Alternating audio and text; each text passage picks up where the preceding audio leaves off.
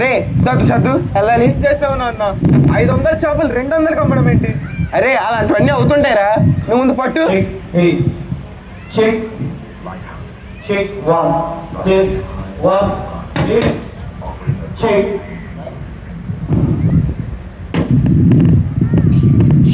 ఏ లక్ష్మి ఎక్కడున్నావు? వెళ్ళరా ఒకసారి. వస్తున్నానండి. అరే రాము, నువ్వు వెళ్ళి ఆ వలేసి తాడు పట్టరా. ఏంటండి అప్పుడే వచ్చేస్తున్నారు?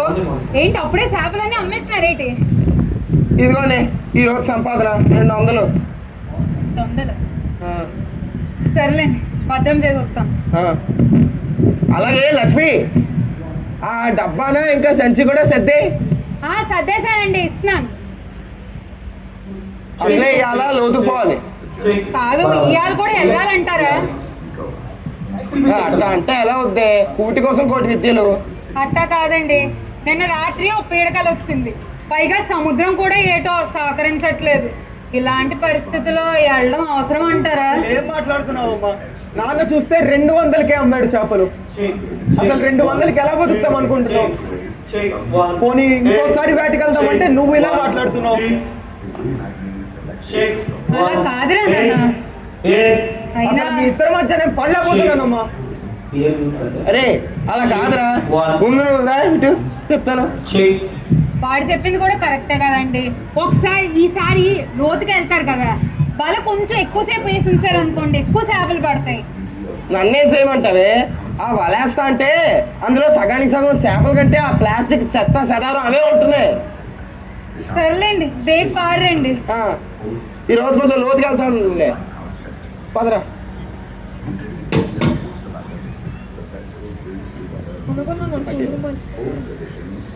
ఏ రాముదా, పట్టు పట్టు పట్టారా, పట్టు హైలేస్తా, గట్టిగా పట్టు.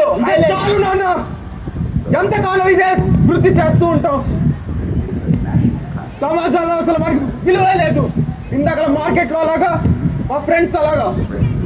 ఇంకేదో పని చూసుకుందాం నాన్న. అలా కాదురా రాము, ఏ వృత్తిలో ఉండే ఆ అన్నం ఆ వృత్తిలో ఉన్న వాళ్ళకి తెలుస్తుందిరా. ఈ రోజు మనం లోతుగా వెళ్తాం కదా, నీకే తెలుస్తుంది చూడు. ఆ సముద్రం తల్లి ఆ లోతుకి వెళ్తే మన మనసుల్ని ఆవిడే లాగేసుకుంటది. నువ్వు దా, ఏం ఆలోచించగా పట్టు. అందులో వలపేదో వల వేస్తుంది, వయసేమో అటు తోస్తుంది, గెలుపంటే ఏదో ఇంతవరకు వివరించే రుజువేముంది. సుడిలో పడు ప్రతినావా, చెబుతున్నది వినలేవా, పొరపాటున చేజారిన తరుణం తిరిగొస్తుందా, ప్రతి పూటక పుటలా తన పాఠం వివరిస్తుందా.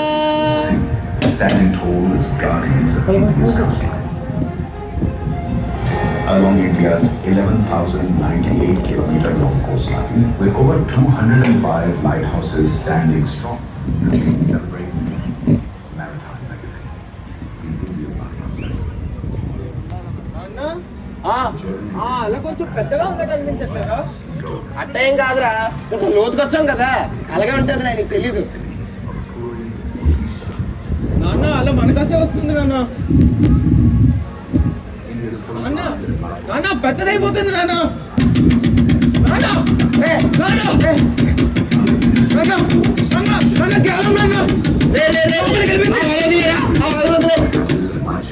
మునిగిపోతాం అనిపిస్తుంది. అమ్మా సముద్రం తల్లి, ఇలా చేస్తున్నాం ఏంటమ్మా? నా కొడుకు చాలా పసిపిల్లాడమ్మా, ఇంకేం చూడలేదు అమ్మా. అమ్మా అన్న తీరం కనిపిస్తుంది చూడు. అంత పెద్దదా, అంత పెద్దదా?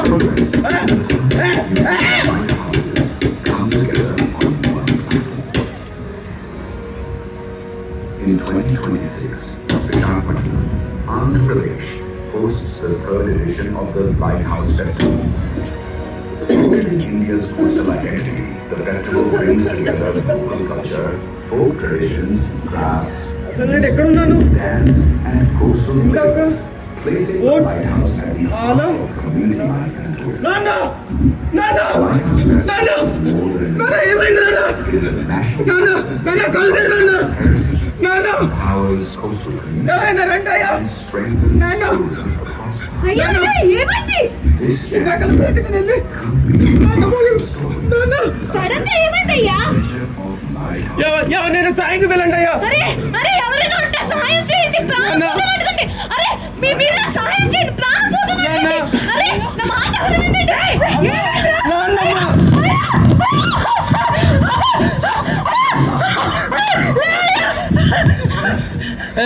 చేపలు పట్టేవాడే కదా, ఉంటే ఎంత లేకపోతే ఎంత. అసలు ఏం మాట్లాడుతున్నాడు? చేపలు పట్టుకున్నాడు అంటే మా ప్రాణానికి విలువలేక మేము మత్స్యకారులమే కావచ్చు, చేపలు పట్టిన వాళ్ళే కావచ్చు, మా ప్రాణానికి విలువలేక అంతటి మహాసముద్రంలో మా ప్రాణాన్ని గుప్పెట్లో పెట్టుకొని వెళ్తున్నామయ్యా మీ కడుపులు నింపడానికి. Along India's దానికి మాకు తక్కిన గౌరవం మీద నాన్న with over 200 కాలేదుగా నాన్న ఇంకెప్పుడో మాట్లాడను నాన్న. the Indian Lighthouse Festival. ఈ సమాజం నన్ను యాక్సెప్ట్ చేసినా చేయకపోయినా The journey began నేను మాత్రం మత్స్యకారుణ్ణి అవుతాను నాన్న. in Rome in సంతోషం అయ్యా, సంతోషం. We continued the sacred నన్ను క్షమించండి అయ్యా. Odisha పర్లేదు బాబు. in 2024. India's coastlines and lighthouses have always drawn travelers, explorers, and seekers of stories. Under the Ministry of Ports చూశారుగా, and Waterways, ఈ మత్స్యకారులు కేవలం చేపలు పట్టే వాళ్ళు మాత్రమే కాదు, వాళ్ళు ఎవరో ఒకరికి ఏదో క్షణం ఎప్పటికప్పుడు కడుపు నింపుతూనే ఉన్నారు, మన దేశానికి కడుపు నింపుతున్నారు. అలాంటి ఈ మత్స్యకారులకి మనం చూపించాల్సింది సానుభూతి కాదు, వాళ్ళకి చూపించాల్సింది తక్కువ చేయాల్సింది గౌరవం, ఆత్మాభిమానం. ఎప్పుడైతే మన ఈ మత్స్యకారులకి అలాంటి గౌరవం తగ్గుతుందో ఆ రోజే మీకైనా మాకైనా ఎవరికైనా ఈ సముద్ర తీరాలకైనా కీర్తి ప్రతిష్టలు మిగులుతాయి. కాబట్టి రండి, మన మత్స్యకారుల్ని తక్కువ చూడటం మానేసి వాళ్ళకి దక్కాల్సిన గౌరవాన్ని తక్కువ చేద్దాం.